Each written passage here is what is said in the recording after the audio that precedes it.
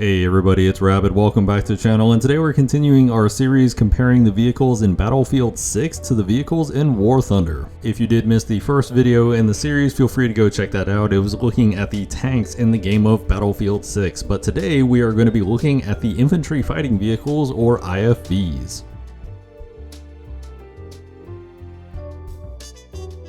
Now, starting things off with the IFVs, much like with the tanks, one big thing that we need to look at is exactly what these vehicles are supposed to represent.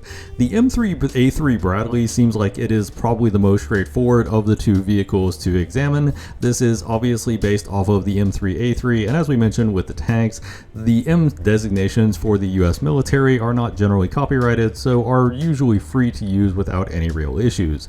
However, there are two minor issues with the Battlefield 6 M3A3. The first one is that a big defining characteristic of the A3 model of the Bradley is the commander's independent thermal viewer, and this particular one actually replaces the CITV with a remote weapon station, or RWS. As far as I'm aware, there are no variants currently in service that actually do this, so this is definitely Battlefield hand-waving it to try and get a remote weapon station on the Bradley for the gunner to operate. The second issue, and this is getting a bit pedantic, is that, well, this shouldn't be the M3A3, this should be the M2A3. The M2A3 is the Bradley fighting vehicle, the M3A3 is the cavalry fighting vehicle, and the major difference between the variants is that the cavalry version is not really designed as much to carry infantry. Instead, it sacrifices some of its transport capacity to carry additional tow missiles. It does have a pair of cavalry scouts for dismounted reconnaissance, and also to conduct reload drills on the missile launcher, but it doesn't actually transport infantry like the M2A3, so this should be called the M2A3, not the M3A3. As far as the other vehicle for the Pax Armada faction, I was reasonably confident when playing it in the beta that it was the CV90 Mark IV, and looking at the name they have, it's a little clever. It's the STRF 09A4. So STRF, if you're not familiar with it, is the Swedish term for infantry fighting vehicle. It's stridsfordon, so you're going to see any Swedish infantry fighting vehicles are going to have that designation, and you actually see this in the spawn screen. It's a capital S and a lowercase TRF, so it's an abbreviation for stridsfordon. Additionally, this is the 09, not to be confused with the CV90, which is normally what it would be called, and of course it's called the A4 in game, whereas the actual version in real life is called the Mark IV. So it goes from CV90 Mark IV to Stridsfordon 09 A4, so it is basically the same vehicle. The only thing that slightly threw me off was the barrel shroud, because it looked more like the main gun was from a Skyranger 30 instead of a Bushmaster 30. However, the Skyranger 30 is definitely not the weapon in game. Skyranger 30 has a much higher rate of fire than the Bushmaster 30, whereas the vehicle in game, in terms of its overall performance, is a lot closer to the Bushmaster 30. So I think that's just a visual difference, and it's not supposed to represent a variant with the Skyranger 30 gun, although I could be wrong on that. Both the M3A3 cavalry fighting vehicle and the CV90 Mark IV are available in War Thunder, so we can do direct one-for-one comparisons. The major difference is that both of the IFVs in Battlefield 6 have a remote weapon station for the gunner to operate, whereas they don't generally have it in War Thunder. And part of this is because in real life, usually if you have an IFV that has an autocannon turret, a remote weapon station with a 50 cal is not usually the best use of resources to add to that vehicle, because a heavy machine gun is not usually that much in terms of a discrete weapon system. When you're adding weapons to a vehicle, you usually want each of them to engage a specific target type, and it's pretty close to an autocannon in terms of what it can reasonably engage. Additionally, depending on which nation and what doctrine they're using, the commander for the IFV might not actually be available to man the weapons station, because they might either be coordinating directly with the infantry unit, or alternatively in some cases the commander for the IFV actually dismounts with the infantry because they are also the infantry squad leader.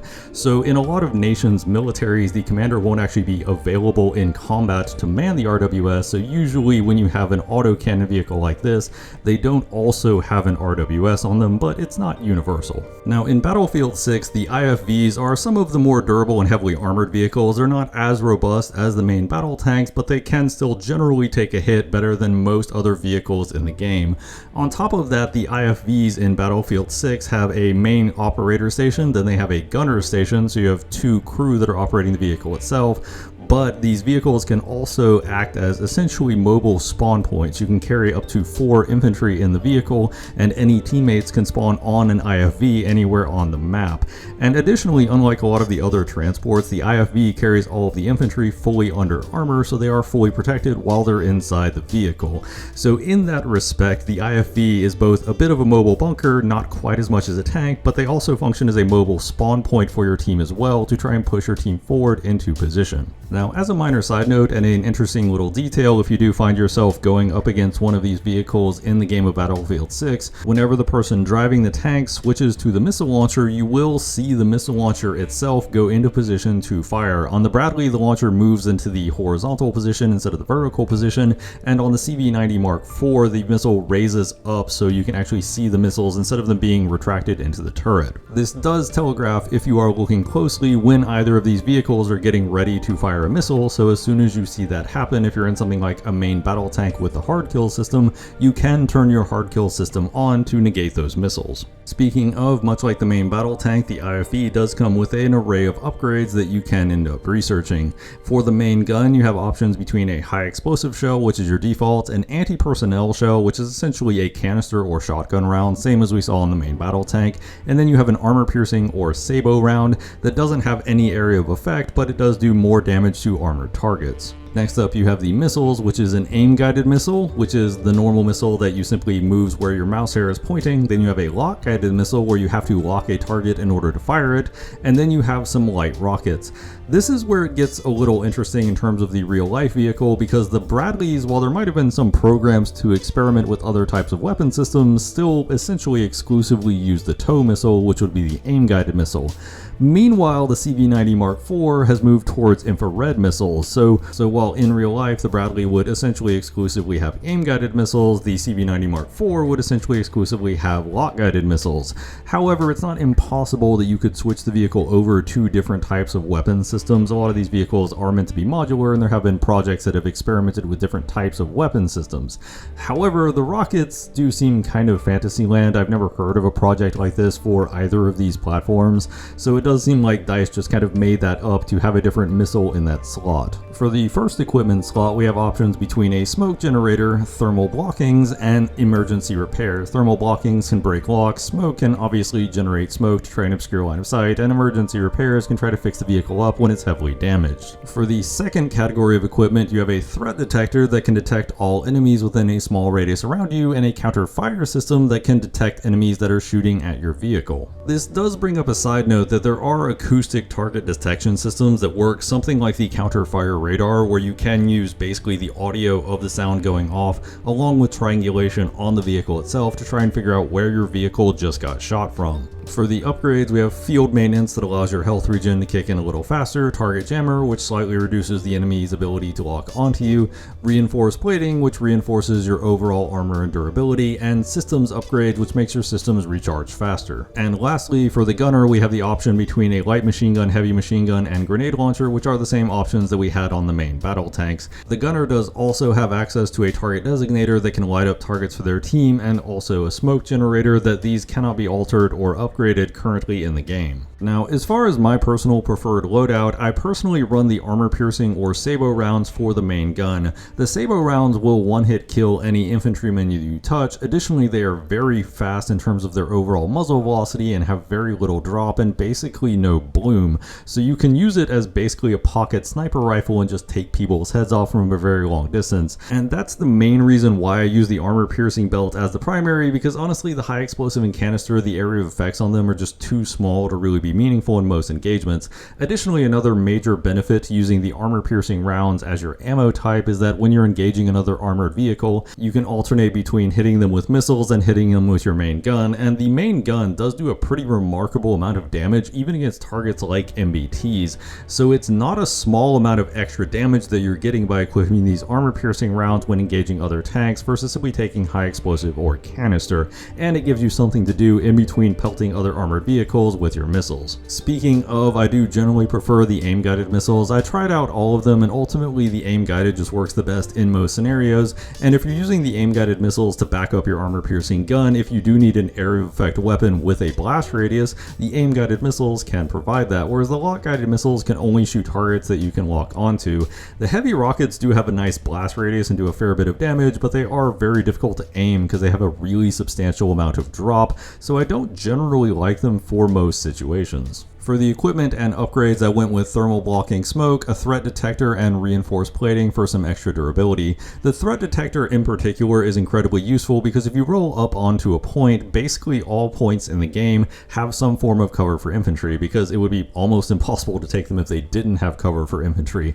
But that also means it's very easy for your team to miss exactly where enemies are on a given point. So you can simply pop the threat detector and it'll show you where anybody is within a small radius around the vehicle to clear out capture points. And of course, I give my gunner the grenade launcher for the exact same reason that I like giving my gunner the grenade launcher on the main battle tank. It's good at engaging infantry at close range, and honestly, the damage against other armored vehicles for the grenade launcher isn't bad either, just a generally good all-around weapon. As for my thoughts on the infantry fighting vehicle in the game of Battlefield 6, as befits a game that is more about the infantry side of combat with vehicles supporting, the IFVs are a very formidable opponent to come across. If it's just you personally with whatever weapons you can carry on you, you're going to have a difficult time taking out an IFV, especially if it is well supported. In my humble opinion, the IFV is probably one of the most important vehicles on a team to get correct. If you take an IFV out and it just gets destroyed, you're in a pretty bad way, but if you can keep IFVs in relevant positions, providing direct fire support,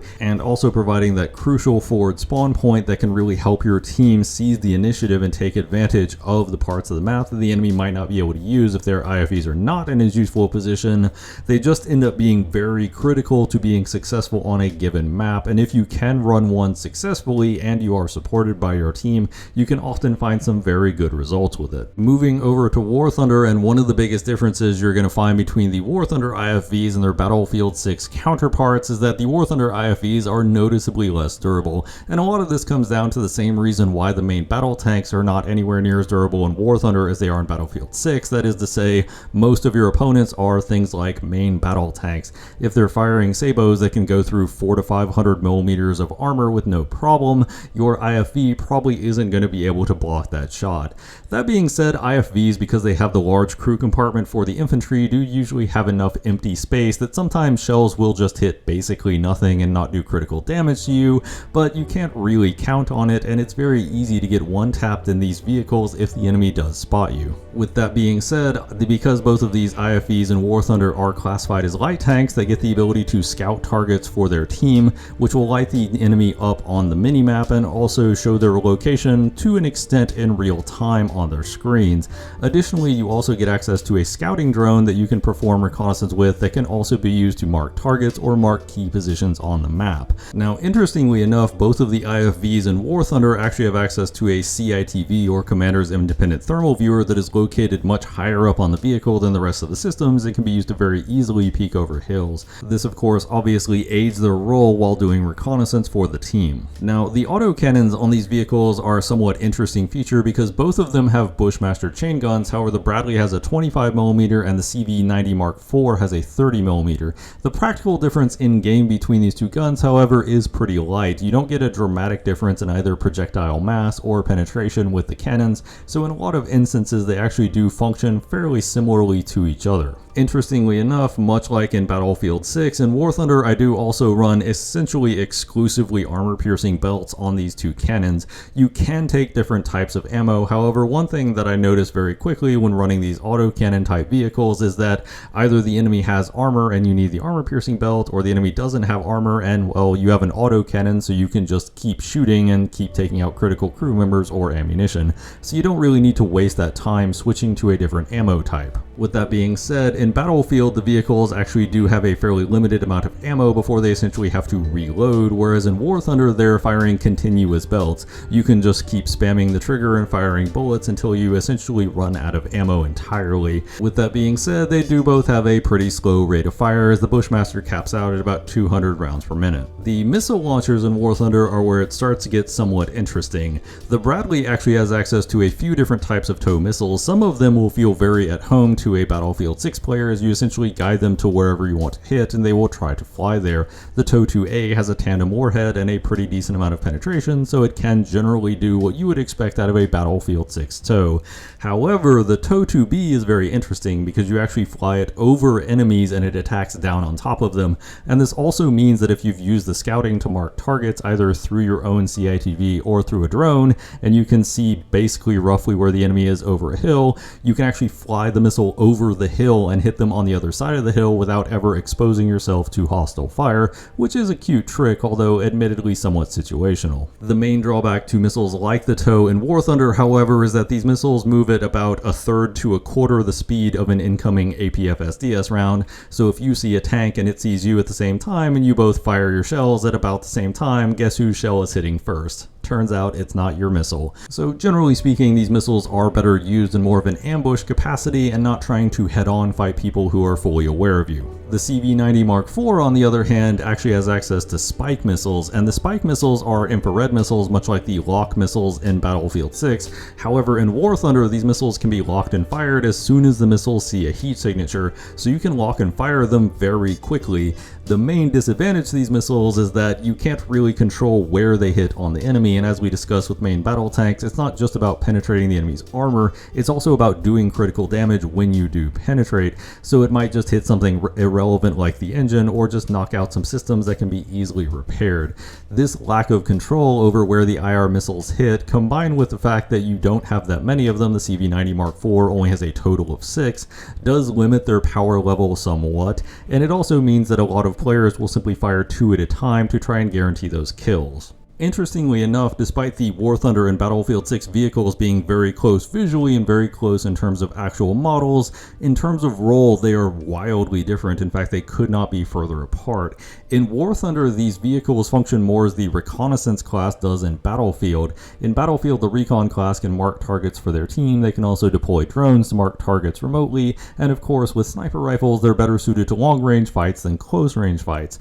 All of this neatly mirrors the M3A3 and the CV90 Mark IV in War Thunder because neither of these vehicles want to round a corner and be in a head-on fight against the main battle tank that can simply click on the middle of them. They want to conduct flanking operations or engage the targets from long enough away where their missiles can really have an impact. In this respect, both of these vehicles are better used as outriders to the main force or directly supporting the METs, not necessarily frontlining it on their own. And that wraps up our video. Feel free to let me know in the comments down below what you think of the IFVs in Battlefield 6 and what you think of the IFVs in War Thunder. I always love to hear from you guys. If you liked the video, you found it entertaining, a like and subscribe always helps out the channel. As always, danke bitte, tschüss.